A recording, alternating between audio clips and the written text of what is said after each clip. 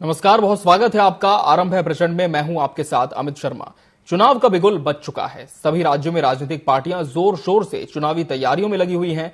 हमारे इस खास कार्यक्रम में हम आपको दिन भर की राजनीतिक हलचल से रूबरू करवाने जा रहे हैं। तो चलिए इसकी शुरुआत करते हैं।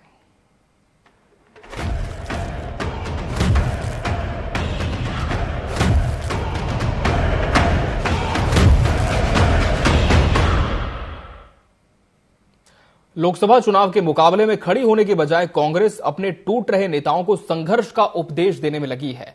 कांग्रेस छोड़ने वाले नेताओं को महत्वहीन बताने की कोशिश कांग्रेस की भूमिका को ही महत्वहीन बना रही है। मध्य प्रदेश की कांग्रेस इकाई में क्या कोई बुनियादी दोष आ चुका है? रणनीति में संगठन की बलि चढ़ा रही है। कौन है कांग्रेस के धृतराष्ट्र? क्या कांग्रेस हमेशा से संघर्ष का अभिनय करती दिखाई पड़ती है? सारे नेता सरकार से एडजस्टमेंट की रणनीति पर काम करते हैं। देखिए हमारी एक खास रिपोर्ट। कांग्रेस को एक के बाद एक बड़े झटके लग रहे हैं। ये झटके बीजेपी की रणनीति से लग रहे हैं या खुद उसकी कोई बड़ी कमी है? आज फिर बीजेपी में कई कांग्रेसी शामिल हुए। इस दौरान फिर भाजपा नेताओं ने कांग्रेस पर तंज कसा। भाजपा का परिवार बढ़ रहा है और जिस प्रकार से आज भी ज्वाइनिंग हुई, कौन सी पार्टी बची है जिसमें कोई कार्यकर्ता रहना चाहते हैं? सभी भाजपा में आना चाहते हैं। मैं भाजपा में आने वाले सभी नेताओं का, कार्यकर्ताओं का सबका स्वागत करता हूं और हमने आश्वस्त किया है कि भाजपा यशस्वी प्रधानमंत्री के नेतृत्व में सरकार भी बनाने जा रही है और हमारी सरकार सभी लोगों का सम्मान का ध्यान रखेगी, उनके सुझाव पे काम करेगी। इधर कांग्रेस प्रवक्ताओं को बीजेपी कार्यकर्ताओं की चिंता है। के मिश्रा ने कहा कि भाजपा का मूल कार्यकर्ता इन दृश्यों को देखकर जरूर दुखी होगा, क्योंकि वो सालों से सिर्फ और सिर्फ दरिया ही बिछा रहा है। अब तो उस दरी पर भी कांग्रेस के दलबदलुओं का कब्जा हो गया है। कुछ दिनों बाद ये स्वार्थी जमीन की मिट्टी भी खोद कर ले जाएंगे। न रहेगा बांस, न बजेगी बांसुरी। संगठन की कमजोरी नहीं, ये संगठन की खुशनसीबी है कि जो धन कुबेर हैं, जिन्हें धन से मोहब्बत है, वो भाजपा में जा रहे हैं। क्योंकि ये भी 5 साल यहाँ कुछ कमाई के चांस नहीं है कि भारतीय जनता पार्टी का वो कार्यकर्ता जो जमीन पर बेचारा आज तक दरी बिछाता है, अब वहाँ मंच पर इतनी जगह पूरी हो चुकी है कि अब यहाँ से गए दल बदलू मंत्री भी जमीन पर बैठे हुए हैं दरी पर। तो वो दरी बिछाने वाले कार्यकर्ताओं को अब दरी पे भी जगह नहीं मिलेगी। और जो वहाँ जा रहे हैं वो इतने कलाकार हैं, कांग्रेस को खा चुके हैं, अब वो वहाँ की मट्टी भी खोद लेंगे।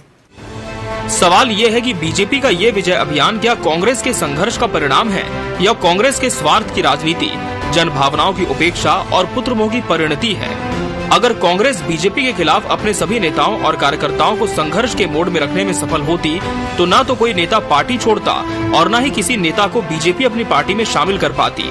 ये अब विचारणीय है। Bureau report, TV 24 news. बात करेंगे छत्तीसगढ़ की, जहां कांग्रेस ने लोकसभा सम्मेलनों के माध्यम से अपने चुनावी अभियान का आगाज कर दिया है। अब सभी लोकसभा क्षेत्रों में कांग्रेस कार्यकर्ता सम्मेलनों का आयोजन करेंगे। प्रत्याशियों की घोषणा के बाद कांग्रेस का चुनाव अभियान और तेज होगा। क्या है लोकसभा चुनाव को लेकर कांग्रेस की रणनीति? क्यों मुख्यमंत्री ने कहा कांग्रेस की हालत है खराब? देखिए इस खास रिपोर्ट में। कांग्रेस अब तक हुए लोकसभा चुनावों में 2 से अधिक सीटें नहीं जीत सकी। इस बार कांग्रेस पिछले रिकॉर्ड को दुरुस्त करने एड़ी चोटी का जोर लगा रही है। इसके लिए पार्टी ने अपने सभी दिग्गजों को चुनावी समर में झोंक दिया है। अब पार्टी अपने कार्यकर्ताओं को रिचार्ज करने सभी क्षेत्रों में सम्मेलनों का आयोजन करने जा रही है। प्रदेश की एकमात्र अनुसूचित जाति आरक्षित सीट जांजगीर चांपा से इसकी शुरुआत की गई। कार्यक्रम में प्रदेश प्रभारी सचिन पायलट समेत वरिष्ठ नेता शामिल हुए। इस दौरान सचिन पायलट ने कार्यकर्ताओं को एकजुट होकर पार्टी के लिए काम करने की नसीहत दी। वहीं बिलासपुर में वरिष्ठ नेताओं की बैठक लेकर एकजुटता से काम करने के निर्देश दिए। शुक्रवार को रायपुर में भी कार्यकर्ता सम्मेलन का आयोजन होगा। साथ ही मोर्चा संगठनों के प्रमुखों की भी बैठक होगी। कांग्रेस के कार्यक्रमों को लेकर जहां सीएम विष्णुदेव साय ने कहा कि पार्टी की स्थिति बेहद खराब है, वहीं उप मुख्यमंत्री विजय शर्मा ने भी तंज कसते हुए कहा कि अगर अभी नींद से जागे हैं तो काम करें। दूसरी ओर पीसीसी प्रभारी सचिन पायलट ने एक बार फिर दावा किया कि इस बार छत्तीसगढ़ में अप्रत्याशित परिणाम देखने को मिलेंगे। कांग्रेस को पहले से ज्यादा सीटें मिलेंगी। अभी तक कांग्रेस अपना प्रत्याशी तय नहीं कर पाई है, जबकि यहाँ पर नॉमिनेशन शुरू हो गया है। प्रथम चरण में ही बस्तर लोकसभा का चुनाव है। लेकिन कांग्रेस पार्टी अब एक खत्म पार्टी है ना। इसका अंत होने वाला है। ये डूबती हुई नैया है, छेद हो गया, कभी भी ये डूब सकता है। इन लोगों को प्रत्याशी नहीं मिल रहे हैं, कोई लोकसभा का प्रत्याशी बनने को तैयार नहीं हो रहा है। तो ऐसा विकास विरोधी पार्टी, बस्तर का विकास जिस पार्टी ने रोक दिया, ऐसा पार्टी को आने वाले लोकसभा के चुनाव में उखाड़ के फेंकना है। जिस तरह का बर्ताव केंद्र सरकार का हो रहा है वो अब तक जाहिर हो चुका है। कांग्रेस पार्टी के खातों को सील कर देना, भारी मात्रा में पैसों को जब्त कर लेना, 32 साल पुराने आयकर प्रकरण का कोई केस थमा देना, बहानेबाजी कर आर्थिक रूप से कांग्रेस पार्टी को एक लेवल प्लेइंग फील्ड ना देना, मैं समझता हूं ये शुद्ध रूप से आचार संहिता का, नैतिकता का, संविधान का उल्लंघन है। और मैं आग्रह करूंगा निर्वाचन आयोग से कि इस प्रकार की सरकार की जो कार्रवाई है उस पर अंकुश लगाए, वो करे। मैंने कहा भाजपा के दृष्टि में बहुत स्पष्ट कहा था कि भाजपा 24 घंटे 8 काल 12 महीने काम करने वाली पार्टी है। हमको किसी विशेष आगाज की आवश्यकता नहीं होती, हम 24 घंटे ऐसे ही काम करते हैं। तो उनको करना है तो नींद से जागे, कुछ आगे बढ़े। कांग्रेस ने लोकसभा चुनाव के लिए अपने अभियान का आगाज तो कर दिया है, लेकिन अब भी पार्टी के लिए कार्यकर्ताओं को एकजुट कर प्रत्याशियों के पक्ष में सकारात्मक वातावरण बनाना और नेताओं के बीच गुटी अंतरकलह को दूर कर उन्हें साथ लाना बड़ी चुनौती है। इतना ही नहीं, भाजपा के हिंदुत्व कार्ड और मोदी के चेहरे के सामने कांग्रेस की घोषणाओं और प्रत्याशियों के चेहरे को स्थापित करना भी बड़ी चुनौती होगी। टीवी 24 के लिए रायपुर से कुलेश्वर पांडे की रिपोर्ट। और अब रुक करते हैं उत्तराखंड का। केसी पंत, एनडी तिवारी जैसे दिग्गजों की सियासी रणभूमि रही नैनीताल उधम सिंह नगर लोकसभा सीट में आज भी कई ऐसे मुद्दे हैं जो आजादी के बाद से उठते रहे हैं। किसानों को एमएसपी, मानव वन्यजीव संघर्ष और आपदा से जूझने के अलावा पलायन, शिक्षा, स्वास्थ्य और रेल सुविधाओं का विस्तार जैसी समस्याएं आज भी यहां के लोगों के लिए आम हैं। चुनावों में ये समस्याएं मुद्दा बनती हैं, लेकिन चुनाव के बाद धीरे धीरे इनकी चर्चा बंद हो जाती है। इससे तो यही साबित होता है कि सियासी पार्टियों के लिए ये सिर्फ चुनावी मुद्दे हैं, इन्हें हल करना उनकी प्राथमिकताओं में कहीं नहीं है। देखिए इसी गंभीर विषय पर हमारी एक खास रिपोर्ट।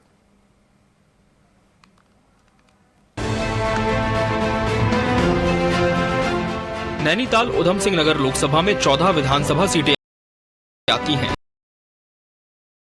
पांडे सांसद निर्वाचित हुए थे, तब इस सीट पर नैनीताल उधम सिंह नगर के साथ ही बरेली का बहेड़ी और रानीखेत क्षेत्र भी होता था। राज्य गठन के नए परिसीमन के बाद इस सीट में उधम सिंह नगर की 9 और नैनीताल की रामनगर छोड़कर 5 विधानसभाएं आती हैं। नैनीताल के पहाड़ी क्षेत्र से लेकर भाबर और तराई का क्षेत्र मानव वन्यजीव संघर्ष से प्रभावित है। यहाँ तेंदुए, हाथी, बाघ, जंगली सुअर, भालू के हमलों में हर साल 12 से ज्यादा लोग अपनी जान गंवाते हैं। बीते कुछ सालों में कुदरती आफत भी किसानों के लिए परेशानी का सबब बनी हुई है। वहीं पलायन आयोग के आंकड़ों की माने तो लोकसभा सीट में सुविधा संपन्न माने जाने वाले उधम सिंह नगर से 5 सालों में 28,531 लोग स्थायी रूप से पलायन कर चुके हैं, जबकि 3,07,310 लोग अस्थायी रूप से रोजगार के लिए पलायन कर चुके हैं। इनमें औद्योगिक शहर कहे जाने वाले रुद्रपुर और काशीपुर भी शामिल हैं। 10 सालों में नैनीताल जिले में अस्थायी पलायन करने वालों की संख्या 20,710 और स्थायी पलायन करने वालों की संख्या 4,803 है। 27 में तो उसमें मुझे लगता है कि ये जो थोड़ी सी अजीब सा लगता है, हम लोगों को भी लगता है, कहाँ पौड़ी है, बीच में कितना बड़ी जंगल है, तो लगता है हम लोगों को भी दिक्कत है। लेकिन मुझे लगता है कि परिसीमन जब होगा तो फिर स्थिति ठीक आ जाएगी। उधम सिंह नगर को धान का कटोरा कहा जाता है, लेकिन किसानों को धान, गेहूं और गन्ने की फसल का समय से भुगतान नहीं होना बड़ी समस्या रहा है। इसे लेकर किसान हाईकोर्ट में याचिका तक दाखिल कर चुके हैं, बावजूद इसके समस्या हल नहीं हुई।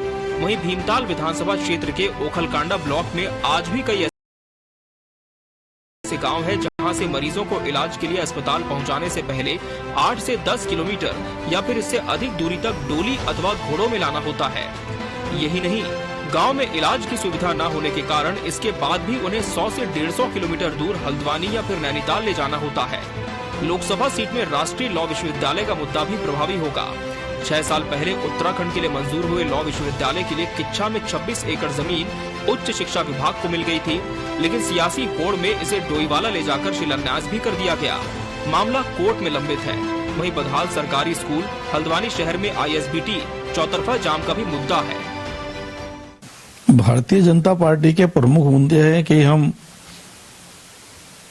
2047 तक भारत को विकसित राष्ट्र बनाएंगे। आने वाले अगले 5 वर्षों के अंदर भारत को विश्व की तीसरी अर्थव्यवस्था बनाएंगे। सबका साथ, सबका विकास, सबका विश्वास, सबका प्रयास, इसको लेकर के चल रहे हैं। और गरीब, युवा, नारी और अन्नदाता, इन सबके विकास की जो अब तक योजनाएं चली हैं उसको और आगे बढ़ाएंगे।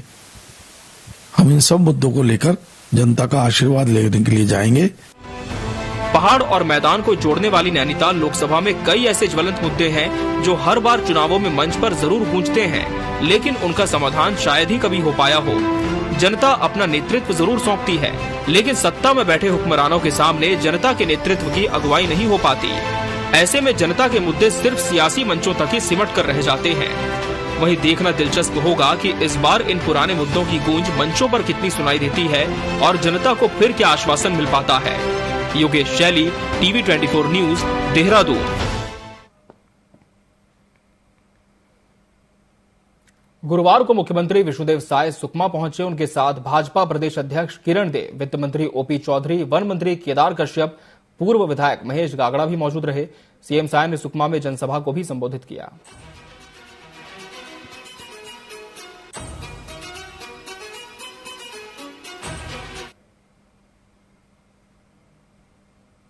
छत्तीसगढ़ की विष्णुदेव सरकार के 100 दिन पूरे हो चुके हैं। इस मौके पर मुख्यमंत्री विष्णुदेव साय ने सोशल मीडिया प्लेटफॉर्म X पर पोस्ट करते हुए इन 100 दिनों को खुशहाली के दिन बताया।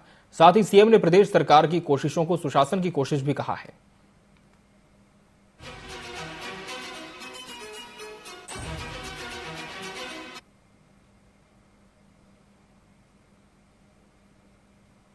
लोकसभा चुनाव को लेकर बीजेपी ने अपनी तैयारियां तेज कर ली है। पार्टी के बड़े नेता लगातार दौरे पर हैं। इसी कड़ी में डिप्टी सीएम अरुण साव ने दुर्ग के भाजपा कार्यालय में कार्यकर्ताओं की बड़ी बैठक ली। मीडिया से चर्चा के दौरान कई मुद्दों पर बयान दिया। डिप्टी सीएम ने भूपेश बघेल पर निशाना साधा। कहा कि छत्तीसगढ़ की जनता ने कांग्रेस को रिजेक्ट करने का तय कर लिया है। भूपेश बघेल पर हुई FIR पर कहा कि सवाल केवल FIR का नहीं है, महादेव बैटिंग ऐप का मामला बहुत गंभीर है। देखिए, सवाल केवल FIR का नहीं है, महादेव बेटिंग ऐप का मामला बहुत गंभीर मामला है। नौजवानों के भविष्य से खेलने का काम हुआ है। छत्तीसगढ़ को दोनों हाथों से लूटने का काम हुआ है और इसलिए ये बहुत गंभीर मामला है जिस पर निश्चित रूप से विचार करना चाहिए। देखिए, सवाल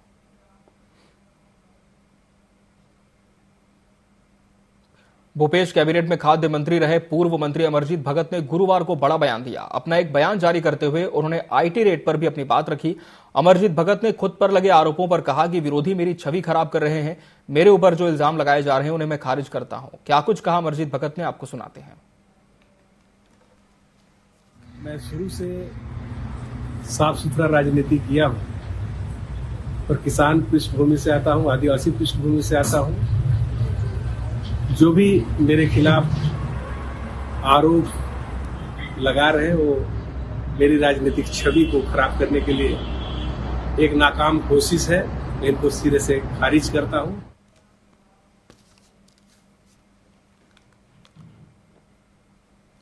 लोकसभा चुनाव से पहले कांग्रेसी ही भूपेश बघेल का विरोध करते दिख रहे हैं। मामले को लेकर डिप्टी सीएम विजय शर्मा का कहना है कि भूपेश बघेल पर जो आरोप हैं वो कहीं न कहीं तथ्यात्मक भी हो सकते हैं। भूपेश बघेल पर आरोप लगाते हुए कहा कि डॉक्टर रमन सिंह का क्षेत्र होने के कारण वहां विकास को रोका गया। इस बात को लेकर वहां की जनता और कांग्रेस नेता नाराज हैं। और राजनांदगांव में तो उनका विशेष विरोध है। राजनांदगांव के ऐसे कई संस्थान हैं जिनको उन्होंने बंद कराने की कोशिश की। ऐसे कई संस्थान हैं जिनको उन्होंने राजनांदगांव से शिफ्ट करा दिया है। हॉकी का स्टेडियम वो तो सोचते थे कि खत्म हो जाए वहां से, जबकि हॉकी के लिए राजनांदगांव जाना जाता है। लोग अब उनका विरोध करना चालू कर रहे हैं वहां पे कि भैया आपने जब मुख्यमंत्री थे आप, तब आपने हमारे उन्नति के लिए कार्य नहीं किया। वरन राजनांदगांव चूंकि डॉक्टर रमन सिंह जी का क्षेत्र है, इसलिए उन्होंने वहां पर ऐसे भाव रखे मन में जिसको एक बहुत बड़े मुख्यमंत्री जी को रखना नहीं चाहिए कभी ऐसा भाव। उन्होंने ऐसा मन में रखा था और ऐसा उन्होंने किया है। अब इस बात का जवाब जनता पूछ रही है, उनको जवाब देना पड़ेगा।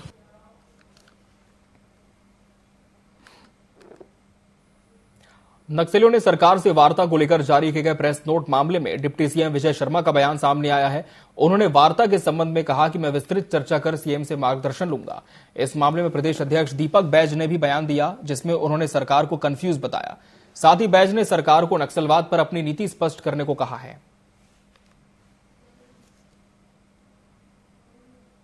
किसानों के लिए लागत मूल्य से डबल में होना, ऐसा हो रहा है, ये थोड़ा सबको ध्यान में रहे। बहुत बड़ी संख्या के लिए हो रहा है। और कृषि की सब्सिडी है, ब्याज में ऋण, ब्याज में मुक्ति है। मैं कहना चाहता हूं कि गांवों में, किसी गांव में अगर बिजली जा रहा है तो उसमें कॉर्पोरेट कहां से आ रहा है? किसी गांव में अगर सड़क जा रहा है तो कॉर्पोरेट कहां से आ रहा है? कॉर्पोरेट का विरोध, ऐसा इसमें लिखा हुआ है। तो गांव में जा रहा है तो कॉर्पोरेट कहां से आ रहा है? जो प्रारंभिक एक दो चीजें हैं जो अपरेंट हैं, बिल्कुल सामने है, प्रत्यक्ष है, वो मैंने आपसे कही। परंतु जो नीतिगत कुछ बातें हैं, निर्णय हैं, उस पर जो चर्चा करनी है, मैं पूरी टीम के साथ बैठकर माननीय मुख्यमंत्री जी से भी एक बार इस विषय पर मार्गदर्शन प्राप्त करके आपके सामने फिर आता हूं। आज लगातार भारतीय जनता पार्टी की सरकार, इस 3 महीने की सरकार में आदिवासियों के ऊपर लगातार, निर्दोष आदिवासियों के ऊपर एनकाउंटर हो रही है, फर्जी एनकाउंटर, फर्जी नक्सली बताकर मार दिया जा रहा है। आदिवासी माता बहनों के साथ लगातार हत्याएं हो रही है। इसका जवाबदार कौन? इसलिए मैं कह रहा हूं कि ये गृह मंत्री का बयान से सीधा सीधा साफ और स्पष्ट नजर आता है कि सरकार की कोई तैयारी नहीं है, सरकार की नीति स्पष्ट नहीं है और सरकार इस मसले पर खुद कंफ्यूज है। लोकसभा चुनाव से पहले पूर्व सीएम और राजनांदगांव उम्मीदवार भूपेश बघेल की मुसीबतें लगातार बढ़ती जा रही हैं। पार्टी के ही कार्यकर्ता और नेता अब उनकी उम्मीदवारी रद्द करने की मांग कर रहे हैं। अब मामले को लेकर पीसीसी चीफ दीपक बैज ने बीजेपी पर साजिश रचने का आरोप लगा दिया। देश में कांग्रेस की स्थिति मजबूत होने से भाजपा के डरने की भी बात कही। ये कहीं न कहीं भारतीय जनता पार्टी के नेताओं का साजिश है, जो हमारे प्रत्याशियों के खिलाफ में एक माहौल बनाने के लिए इस तरह की प्रोपोगेंडा अपनाया जा रहा है। भारतीय जनता पार्टी को पता है कि हम लोगों ने जो टिकट बांटे, जो प्रत्याशी घोषित की कांग्रेस ने, मजबूत प्रत्याशी है और उन सीटों में कांग्रेस जीत रही है।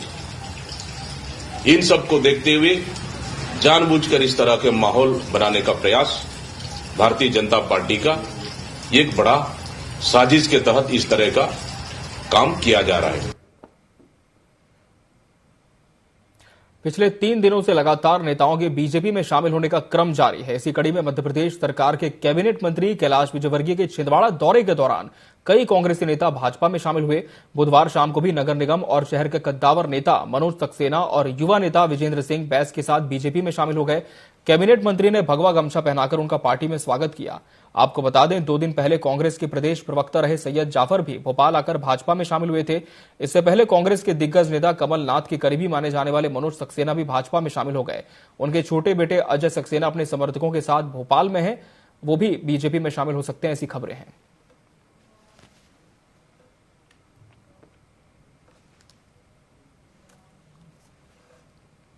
मध्य प्रदेश के पूर्व मुख्यमंत्री शिवराज सिंह चौहान ने गुरुवार को ट्रेन में भोपाल से गंजबसौदा की यात्रा की। इस दौरान उनकी पत्नी साधना सिंह उनके साथ रहीं। भाजपा कार्यकर्ताओं ने स्टेशन पहुंचकर उनका जोरदार स्वागत किया। इस दौरान शिवराज सिंह चौहान ने कहा कि मन आनंद से भरा हुआ है। आज गंजबसौदा जा रहा हूं, वो मेरी कर्म भूमि है और जनता से मेरा परिवार का रिश्ता है। एक बार फिर सबसे मिलूंगा।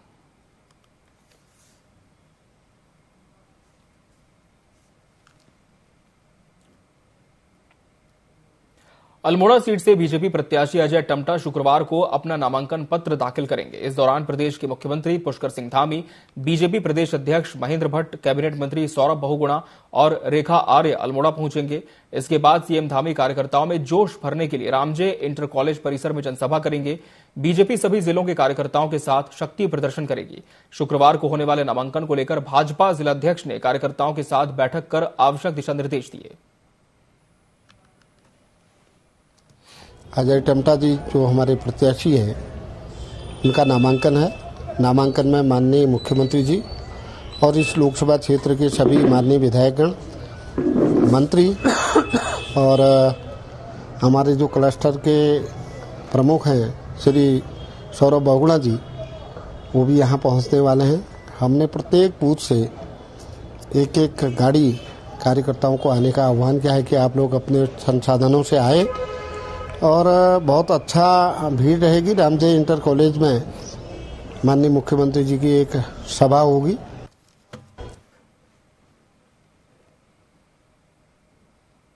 हरिद्वार और नैनीताल सीट पर प्रत्याशियों को लेकर कांग्रेस में बैठकों का दौर जारी है। केंद्रीय चुनाव समिति की बैठक में हरिद्वार और नैनीताल सीट पर प्रत्याशी घोषित होने की संभावना जताई जा रही थी।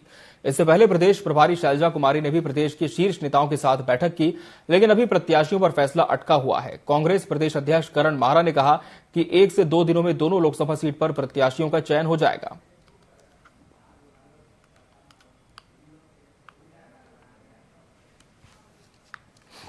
इसका उत्तर तो हाईकमान ही दे सकता है पार्टी का, क्योंकि जो हमारी बैठकें हैं वो सीईसी भी हो चुकी, हाई लेवल कमेटी की बैठक हो चुकी। हम सभी लोग अपने जो मत हैं वो हम वहां बता चुके कि मैं क्या चाहता हूं, यशपाल जी क्या चाहते हैं या हमारी स्क्रीनिंग कमेटी क्या चाहती है। अब हाईकमान ने सभी जितने भी प्रत्याशियों की हमने एक सूची बनाई थी, उन लोगों पे पॉजिटिव और निगेटिव जो भी कमेंट्स हैं उनको नोट किया है और उस हिसाब से वो अपने निर्णय देंगे।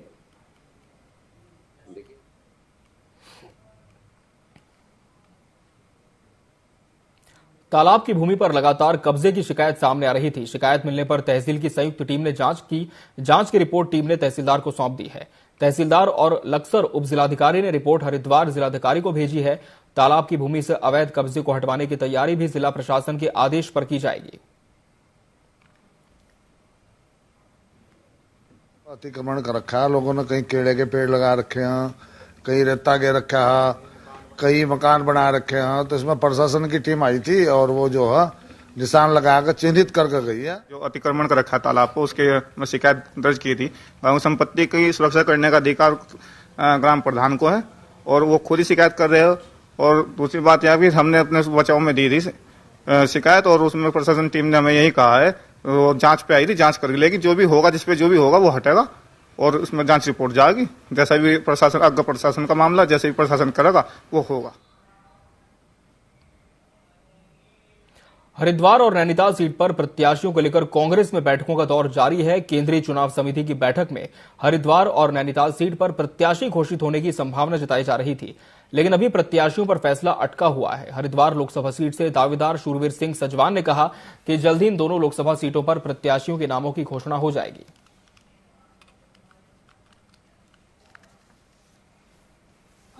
व्यक्तिगत अधिकार है और जिसका नाम भी आएगा आजकल में निर्णय हो जाएगा और जिसको भी अंतिम रूप में हमारी पार्टी सिंबल दे देगी, हमारे लिए वही हाथ का चुनाव निशान है। हम उस हाथ के चुनाव निशान को अपना प्रत्याशी मानते हैं। प्रत्याशी कौन है, क्या है, ये नहीं देखा जाता। प्रत्याशी भारतीय राष्ट्रीय कांग्रेस का सिंबल लेकर आया है। और इसी के साथ आरंभ है प्रचंड में। आज के लिए फिलहाल इतना ही। तमाम खबरों के लिए आप बने रहिए TV24 के साथ। नमस्कार।